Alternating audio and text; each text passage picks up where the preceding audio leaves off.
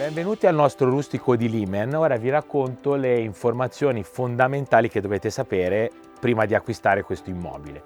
Allora, considerate che questo dal punto di vista urbanistico e catastale è un C2, quindi è un magazzino, un ex recovery attrezzi che è stato recuperato.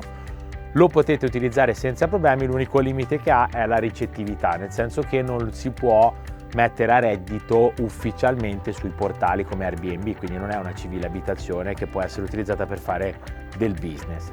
Però il cliente ideale per questo immobile è proprio qualcuno, che potresti essere anche te, che gli piace stare in mezzo al verde, in una posizione soleggiata e con una vista strepitosa, per poter trascorrere i weekend con la famiglia, godersi i terreni che ci sono qua, le passeggiate e i sentieri. Il rustico di Limen si struttura in questo modo. Abbiamo un doppio ingresso, quindi possiamo entrare o dal cancellino che entra nella proprietà oppure già direttamente all'interno del primo rustico, perché dovete sapere che questi in origine erano due rustici che sono stati uniti. Considerate che abbiamo 4 stanze. Partiamo dalla zona cucina, dove c'è anche una stufa che può essere utilizzata sia per cucinare che per riscaldare il rustico. Abbiamo una zona relax salotto col divano al piano superiore e poi abbiamo le altre 2 stanze che vengono utilizzate attualmente come camere da letto, quindi chi viene qua si può appoggiare e dormire all'interno del rustico per un totale di 6 posti letto.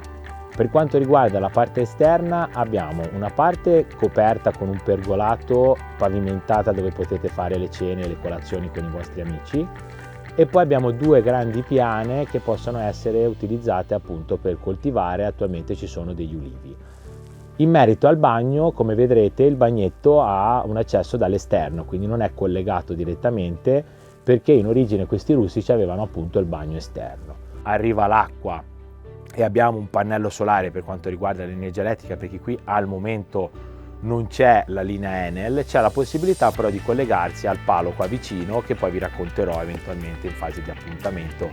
Una cosa importante da sapere è che chi viene qua deve essere appassionato del trekking, della natura, e deve anche superare quel primo limite che magari tanti hanno, che è la fatica per arrivare qua o scendere da qua.